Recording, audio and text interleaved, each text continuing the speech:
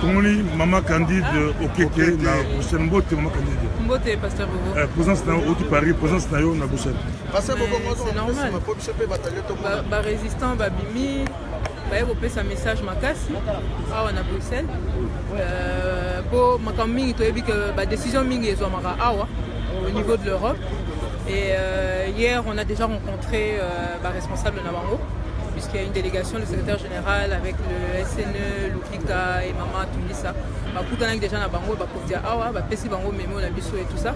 Donc, l'obito solo qui te fait un document, les lots bimi pour n'avoir que non, il y a solo Congolais basé à côté les mains. Le 19 décembre, ils ont concerné Bissoté Bisso résistant. Si pour la Bisso,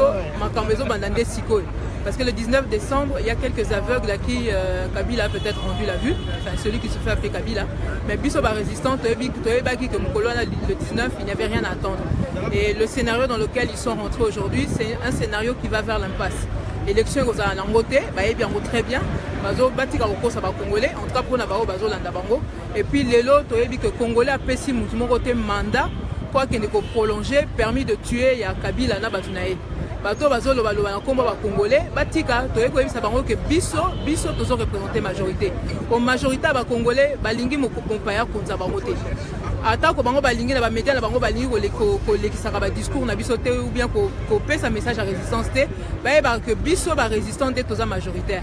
Et balinga te toko réagir en fonction de la réalité au biso tozo percevoir la situation ana ba discours na bango etali biso te o biso tozo vivre ndé bandeko na biso bazo kufa na Kasai na nini na est kuna ou bien na ba Congo et tout le reste du pays wana ndé réalité na biso babilo na bango ba élection tout ça etali biso te bango moko ba Kolomboko quand leur pays était occupé avec les nazis ils sont pas allés aux élections avec Hitler. Donc, batika koya so ba mati avion ba komi na Congo, on dirait que mayele na bango ezali soute, makanisi na bango ebongwani etali biso te. Biso to yeko pesa bango message que biso toza ba résistant, toza majoritaire, balinga te, ba koyoka sango na biso et puis de toute manière élection za na ngote. Quel message pour lancer la Congolais sur la diaspora, bazo comprendre tant oyo, tant to komi, les gens ne comprennent pas, bazo comprendre karaté. Parce que la comédie à Kinshasa, les lots, Badi Banga, Lobby Tibala, Lobby Rosa, Pete Félix. Quel message vous lancez la Congolais sur la diaspora? Mais Batala Kaka, Ngaza Kasayen. Est-ce qu'on peut comprendre qu'au moment où Kabila, celui qui se fait appeler Kabila, Azo Boma, Azo Sassaba Kassayen, qui est un groupe de Kassayen complètement perdu, Bazo Bunda, pour pas que le côté na pouvoir, pas que le lien na Kabila. Est-ce que c'est normal? Batouana Bazar Robunga, c'est évident. Et puis, nini pouvoir au bango bazo luka chaque fois va partager na Kabila botala ka Kabila moko l'air nani l'air Afdel Bakoti et tout ça l'air yemo kana aye ko zo pouvoir wana bato bazalo banini baswahili bazu pouvoir période bazo ba ke baswahili bazu pouvoir baswahili nde bakufi koleka ba Congolais nyonso na mboka wana l'air ba ekoloba o bato bandundu bakoti na primature na bagizenga na ba muzito période wana nde mabela kaemba ekei siko bazo sabino ke baluba bakoti na primature na monaki bamsu bakomo betela ngotolo mais période dango siko yonde bomoni ke baluba bakomo bazo côté la bino na Kasai bon comprendre que ko partager pouvoir na batwana eza quoi ko kota likelemba bandoki chaque fois que bato bazo kota kuna bandeko na bango bazo kufa on dirait que bazo yoka na po na période okaka bakoti bato ekolo na bino bakoti kuna bino nde aussi la sous koleka baninga donc bon comprendre que pouvoir wana eza pouvoir net ko kolia na batwana eza kolia na bandoki balinga te de toute manière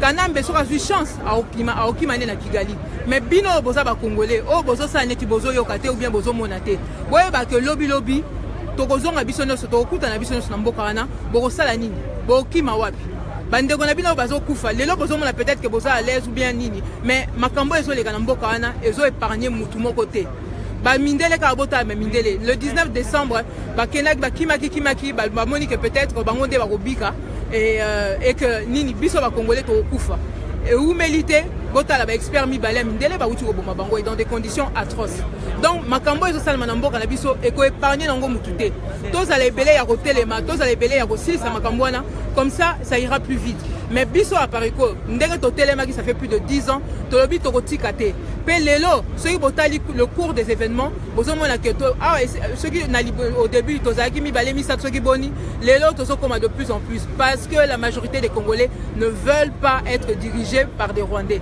On n'a pas mis un terme à la colonisation belge pour se faire coloniser par les Rwandais. C'est hors de question.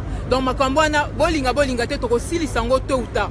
Bah, moni que peut-être que zo oumela. Ou bien, bazo kanisa que zo sa elo côté. Botalaka ba building oyo. Elo ka munene, building a munene, ya mulai, fondation nango ezaka très profond.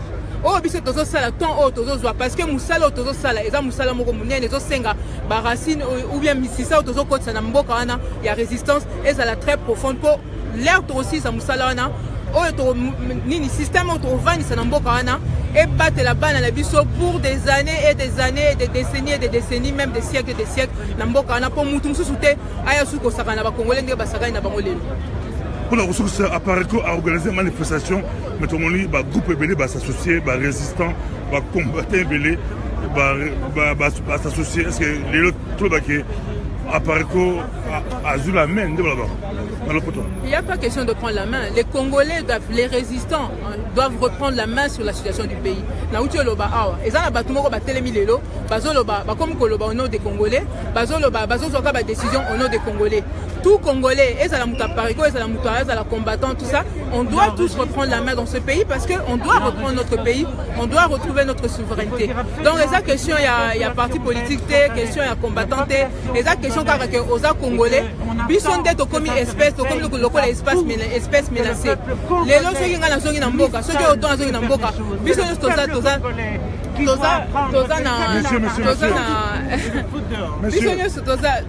toza menacé bino nyonso boza awa bamususu bakanga bango ba photo soko omeko kitaka na mboka na yo po kozala menacé ba otala teke o ngai ou bien nani non oyo nyonso atangami kaza résistant aza contre makambo wana aza menacé lelo bandeko na biso ya Kasai mingi bavandaki na bango na bandako bakipaka nango peut-être même pas politique mais botala bakoma kotela bango na bandako.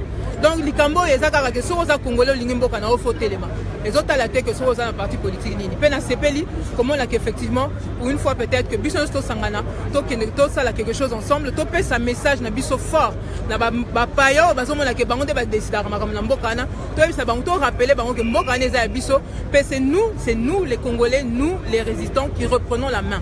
Babilo on a bango le 19 décembre dialogue na bango tout ça et ça nango na sens mon côté ils sont en train d'aller vers le mur et s'ils ne nous croient pas aujourd'hui demain ils nous croiront. Merci beaucoup. Je vous en prie.